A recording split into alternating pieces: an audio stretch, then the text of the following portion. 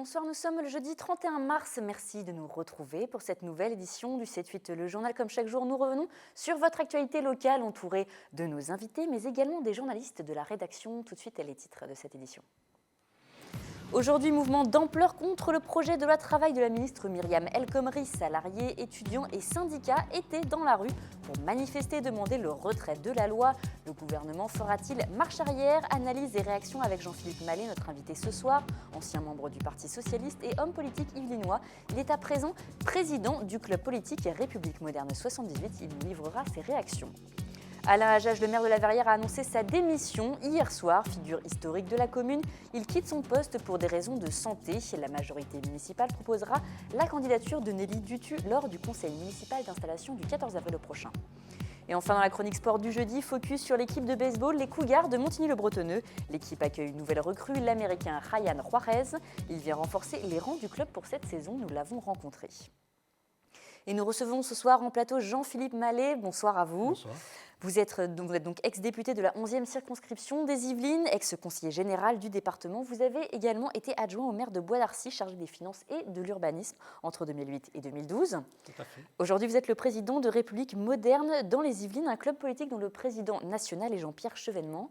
Oui, vous avez quitté le Parti socialiste à l'automne dernier. Vous êtes donc un déçu du Parti socialiste, si on peut le dire ainsi?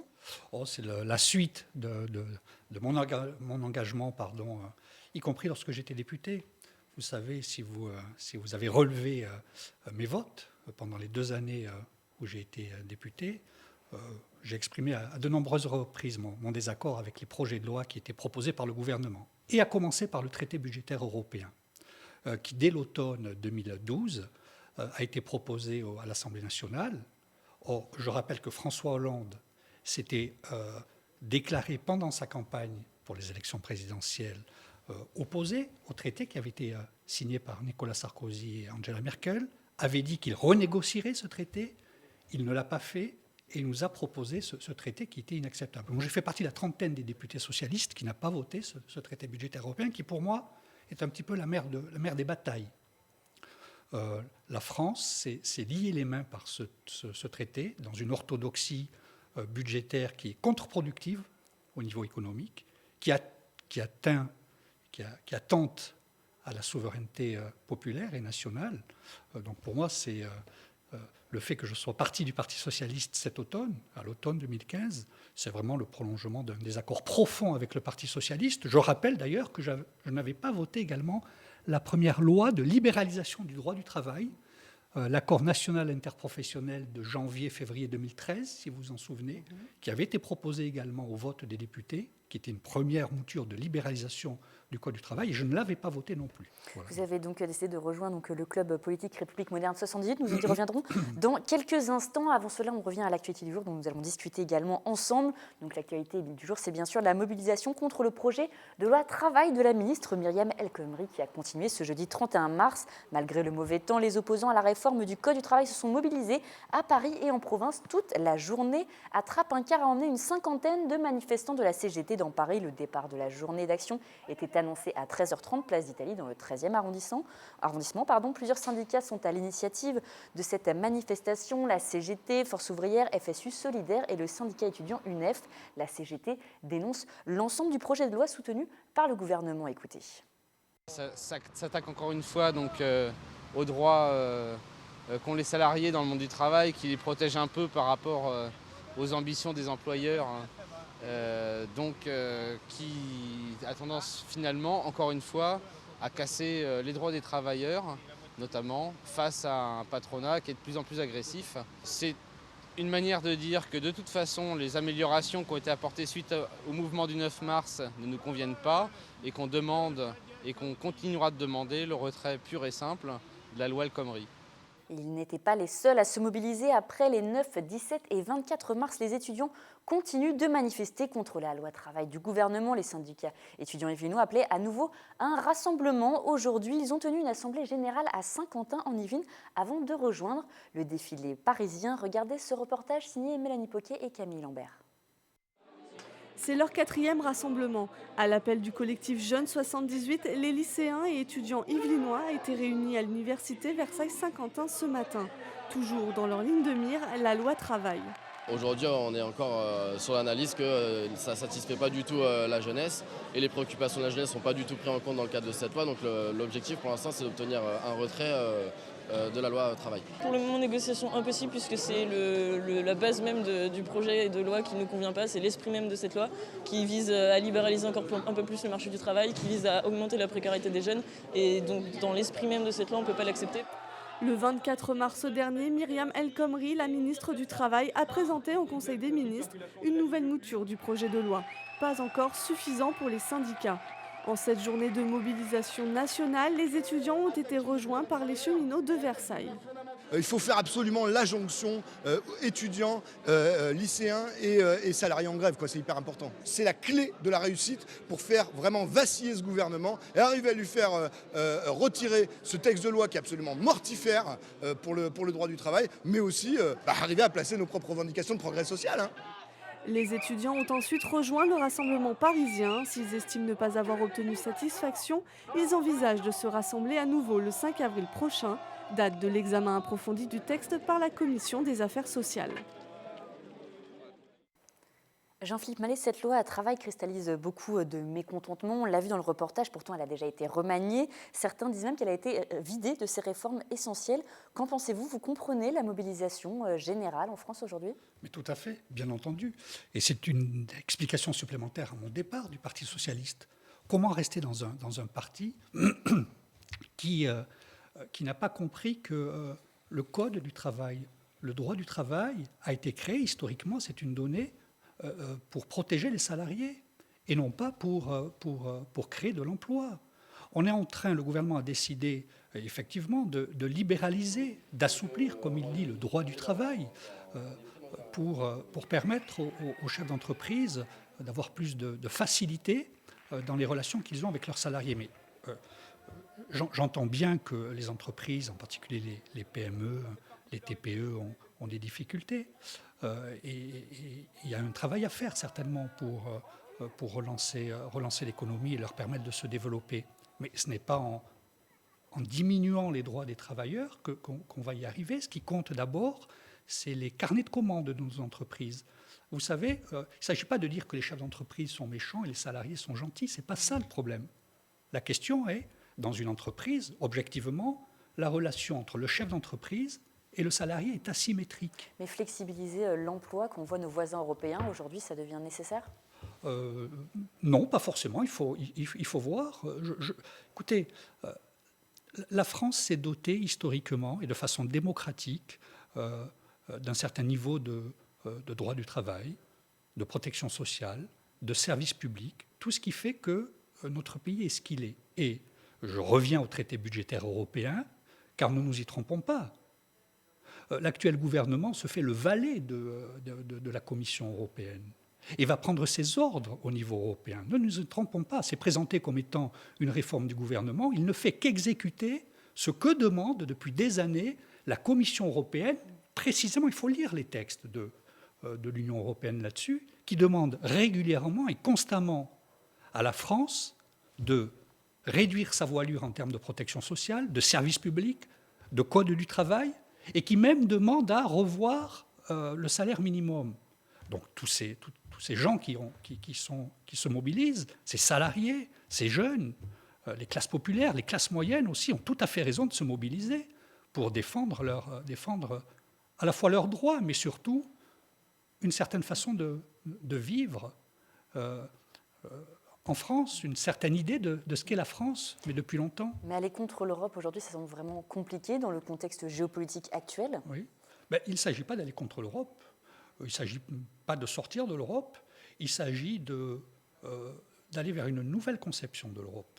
Et donc c'est moi ce que je propose aux côtés de Jean-Pierre Chevènement et d'autres, c'est de laisser respirer les nations. Vous vous rendez compte qu'on a mis dans la même monnaie, l'euro, lorsqu'on a créé l'euro, des économies complètement différentes, des sociétés complètement différentes. On a mis l'Allemagne et la Grèce, par exemple, et on leur a demandé de marcher au même pas. Mais écoutez, franchement, c'est irréaliste. C'est le genre de réflexion que vous apportez avec le club politique, donc République Moderne 78, c'est là-dessus que vous réfléchissez? Tout à fait. Il y a ce problème économique lourd cette orthodoxie budgétaire, cette gangue dans laquelle l'Union européenne nous enserre, mais il y a aussi un problème démocratique. Enfin, quelle atteinte à la souveraineté populaire et nationale. Une fois de plus, le peuple français a décidé historiquement, au long de son histoire, de se doter d'un certain mode de vie, d'un certain niveau de protection sociale, d'un certain niveau d'État. Et nous avons, planant au-dessus de nous, des commissaires européens qui nous somment de réduire ça. Mais écoutez, les Français ne sont pas d'accord. Le club de réflexion politique, donc République moderne, qui a été créé, donc le président et Jean-Pierre Chevènement a été créé il y a peu. Est-ce que vous ressentez déjà un certain accompagnement des hommes politiques qui vont dans votre sens, qui ne veulent plus de clivage droite-gauche, mais qui veulent repenser globalement l'échiquier politique français? Ah bien sûr, je pense que... Mais vous savez, il y a toute une partie de la gauche d'ailleurs, et je m'en dissocie. Vous savez, je suis sorti du Parti socialiste, mais je ne suis pas non plus dans cette gauche-là, la gauche de la gauche, qui trop souvent pleurniche et passe son temps à faire la morale aux Français en disant que c'est mal de voter Front National. Mais écoutez, franchement, il faut quand même s'interroger d'un point de vue de gauche, quand on voit les classes populaires et de plus en plus les classes moyennes qui votent Front National. C'est-à-dire qu'il n'y a pas une offre politique aujourd'hui à gauche qui satisfasse les Français, nos concitoyens. C'est ça la vraie question. Or, nous n'avons pas, et nous n'avons pas su jusqu'à présent, proposer une offre politique qui intègre le logiciel national et républicain. Nous n'avons pas su le faire. Le Front National a cannibalisé l'idée nationale. Je rappelle quand même qu'historiquement, la souveraineté populaire nationale, la gauche, pendant très longtemps, l'a incarnée. On a décidé d'oublier ça. Relisez les textes du Parti socialiste depuis 30 ans, la nation, ça n'existe plus. Je ne caricature pas. La nation n'existe plus. Lisez, écoutez les dirigeants socialistes, lisez les textes depuis 30 ans. L'Europe, c'est très bien. Bon, il faut aller vers l'Europe. Le local, c'est bien. On ne parle plus de la nation. Et si nous revenons justement sur le local, en référence au mouvement de grève qui a eu lieu aujourd'hui en solidarité avec ce mouvement, la ville de la Verrière s'est mobilisée également aujourd'hui. La restauration scolaire, la halte garderie, les crèches, les installations sportives, mais aussi les services administratifs de la ville étaient fermés toute la journée. Écoutez Alain Hajaj qui soutenait ce mouvement justement. À la Verrière, il y a beaucoup de salariés qui seront sans doute en grève dans leur entreprise à la manifestation. Nous accompagnons les salariés municipaux de la commune qui seront mobilisés parce que nous sommes inquiets effectivement de cette loi qui est pour nous une loi dangereuse, difficile, dans une ville où les gens sont sensibles à l'évolution du Code du travail. Il faut arrêter de considérer que tout est normal, qu'il n'y a pas d'issue, que les décisions sont prises au plus haut niveau et que c'est comme ça. Je pense qu'effectivement, à tous les niveaux, des habitants, mais aussi des élus, c'est notre responsabilité de dire stop, stop, on n'en veut pas. Et toujours hier soir, si l'annonce n'était pas prévue, elle n'aura finalement pas surpris. Le maire de la Verrière a annoncé donc qu'il quittait son poste. Alain Hajaj, 58 ans, vient de remettre sa démission au préfet des Yvelines pour raison de santé. Wilfried Richy pour ce reportage. J'ai pris cette décision difficile, très difficile, pour moi évidemment, parce que j'ai considéré que les intérêts de la Verrière passaient au-dessus. La rumeur était persistante ces derniers jours, c'est désormais officiel. Alain Hajaj quitte son poste de maire de la Verrière. C'était lors du conseil municipal mercredi soir qu'il a choisi de l'annoncer, non sans émotion. Des raisons de santé l'ont poussé à s'y résoudre. Comme toujours dans ces moments-là, on espère que les choses vont s'améliorer, s'arranger. C'est pas tout à fait le cas. Ma situation de santé a encore besoin d'attention, de soins, et en tout cas incompatible avec le rythme de vie qu'imposent les fonctions de maire. Dans une petite commune, il faut être extrêmement présent, il faut être à l'écoute, et puis moi je ne sais pas faire autrement que ça. C'est en 2012, après le départ de Pierre Sélincourt, élu depuis 29 ans, qu'Alain Hajaj devient maire. Il s'impose rapidement dans ce rôle. En 2014, il obtient près de 60% des suffrages lors de l'élection municipale. Déjà affaibli en raison de sa santé, il prend l'année suivante plusieurs mois de repos, mais dès son retour, il s'engage sur d'importants dossiers. Rénovation du quartier du Bois de l'Étang et développement de celui des Bécanes.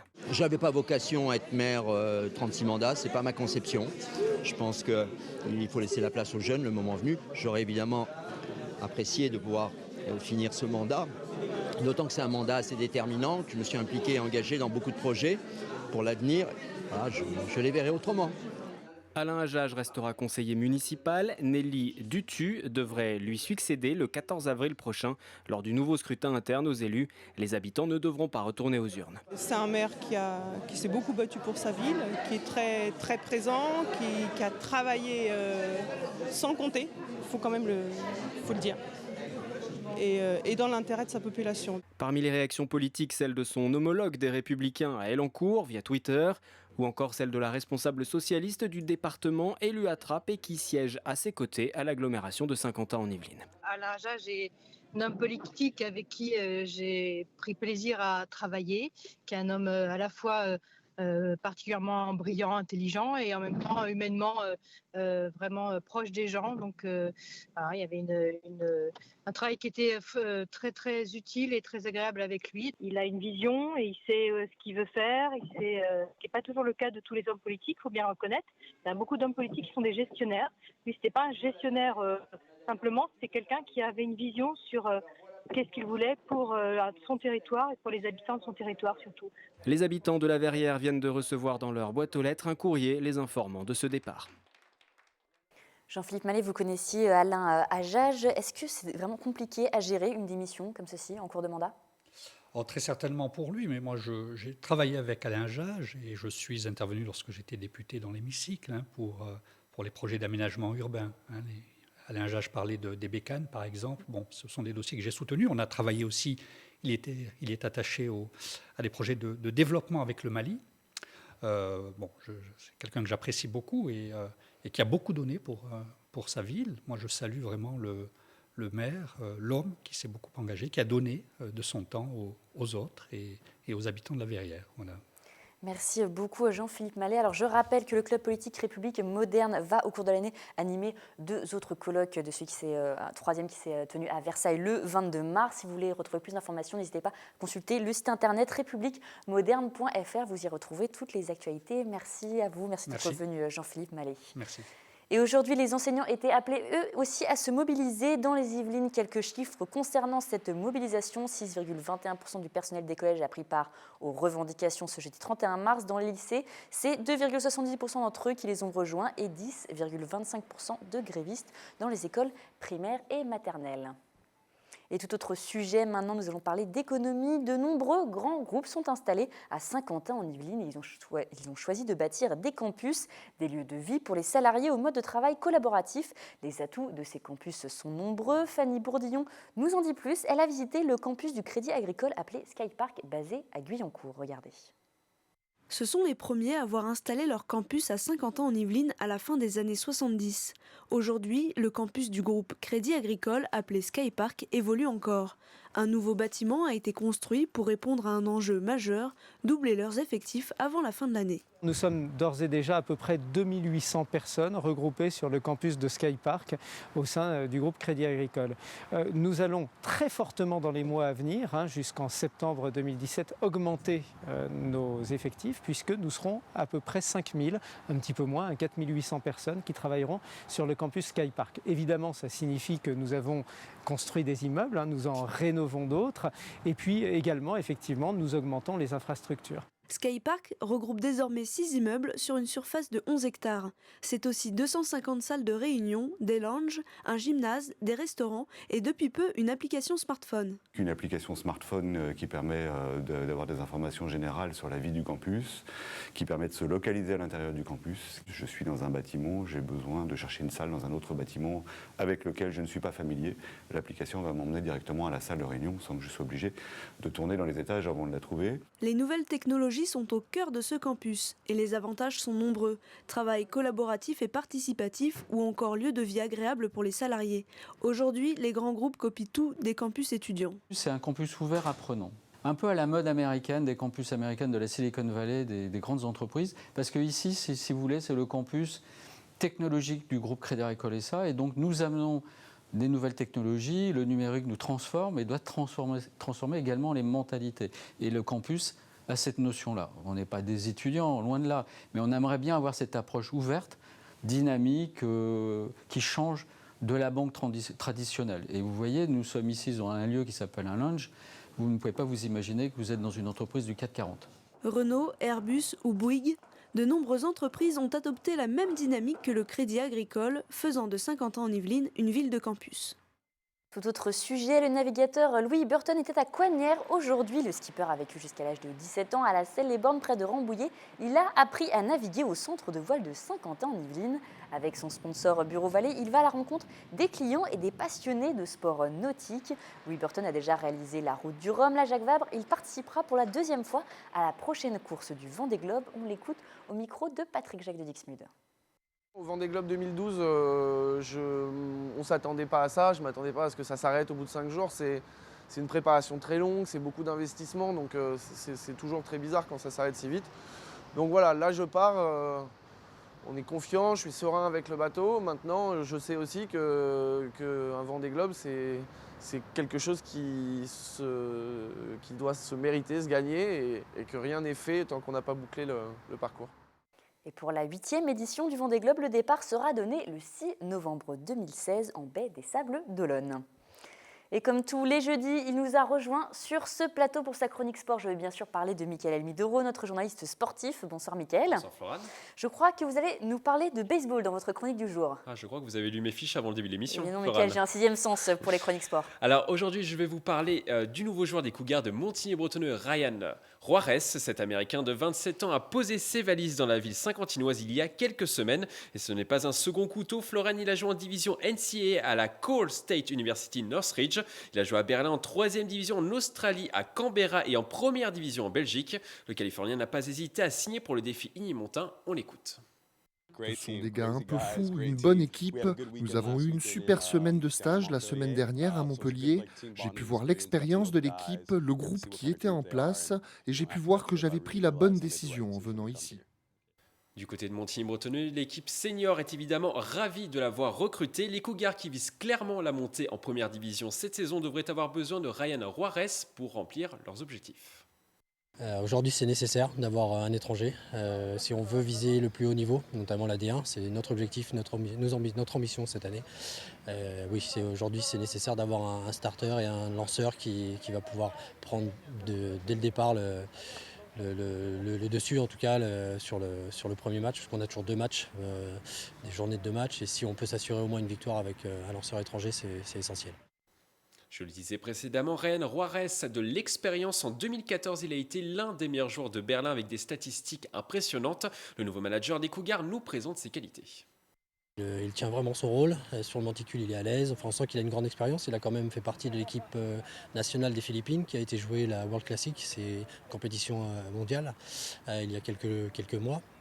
Donc on sent vraiment qu'il tient son rôle. En plus, il a à cœur de le faire. Il a envie de vraiment nous apporter son expérience. Et aujourd'hui, oui, on est sûr qu'il va faire de grandes choses avec nous. Rassurez-nous, Mickaël, Ryan n'est pas venu en France pour faire du tourisme ou du shopping. Il va peut-être faire du shopping sur son temps libre, mais en tout cas, il est très professionnel. Il veut conquérir le stade Jean Maréchal et aider Montigny à monter en 1re division cette année. C'est évidemment de faire monter l'équipe en 1re division. Je pense que cette équipe est assez bonne pour jouer dans cette division et j'ai besoin de les aider. J'ai entendu que l'année dernière, ils n'étaient pas loin de cet objectif, mais ils n'ont pas réussi à monter. Et je pense que bientôt, ils seront à ce niveau avec la politique qui est mise en place. Les gars peuvent faire le travail, ils sont prêts à y aller. Malheureusement, Florane, on ne devrait pas pouvoir admirer très longtemps ce talent brut. Il devrait repartir dans 6 mois en Australie pour poursuivre sa carrière. Raison de plus pour ne pas rater le premier match à domicile des Cougars de Montigny-Bretonneux. Notez-le dans votre agenda. Florane, les Igny-Montins affronteront l'équipe fédérale de Toulouse le 17 avril prochain. Eh bien, c'est un rendez-vous que je ne manquerai pas. On reste dans le sport américain, en football américain. Les Templiers joueront ce week-end à domicile. Le match qu'il ne faudra pas perdre pour les Templiers, les élans courtois qui avaient très bien débuté leur saison avec une victoire contre les Gladiateurs de la Queue-en-Brie début février n'y arrivent plus. Les footballeurs de Saint-Quentin ont perdu 4 matchs consécutifs et il doit se ressaisir contre la Courneuve. Le Flash, de son côté, est l'une des meilleures équipes du championnat élite avec 2 victoires en 4 matchs disputés. Les Templiers auront besoin du soutien de leurs supporters pour créer l'exploit au complexe sportif Europe ce samedi à 20h. Un beau rendez-vous en perspective. Merci à vous, Mickaël. On vous retrouve dans quelques instants pour votre talk. La Dream Team va une nouvelle fois faire le show dans Si on parlait sport. Nous, 4 chroniqueurs débattront sur la saison des Cougars de Montigny-Bretonneux, sur le boxeur Adila Moumadi, qui vient d'Elancourt, mais également sur le duel Grégory Boger-François Pervis en cyclisme sur piste, pour une place à Rio. Et bien, comme d'habitude, un très beau programme. Merci, Mickaël. Et la semaine prochaine, on va rester un petit peu avant de parler sport, avant de fermer ce journal. Ce mardi, le Vélodrome national inauguré Vélocité, une exposition permanente pensée par 2 historiens du sport. L'exposition se concentre sur le vélodrome dans l'histoire du cyclisme. Des photos, des affiches, mais aussi des vélos sont à découvrir. Je vous propose d'écouter Thomas Bauer. Il était au micro de Mélanie Poquet, c'est le commissaire de l'exposition. Ça s'adresse à tout le monde, évidemment aux passionnés de cyclisme au premier chef, puisqu'ils vont y voir des images anciennes, ils vont y retrouver des éléments mécaniques, des éléments de règlement, des aspects vestimentaires qui vont les animer, on va dire, ou les subjuguer. Et puis évidemment, c'est une ouverture culturelle pour le grand public qui va découvrir un sport qu'il ne soupçonnait même pas. Et une dernière information avant de refermer ce journal. Les cars Perrier qui assurent 60% du service des transports Skibus reconduisent leur mouvement de grève demain, vendredi 1er avril. C'est à présent la fin de cette édition. Merci de nous avoir suivis. Demain, vous retrouvez Wilfried Réchy pour l'essentiel de l'actu. Pour ma part, je vous retrouve lundi pour une nouvelle édition du journal. Je vous souhaite donc une excellente soirée et un agréable week-end.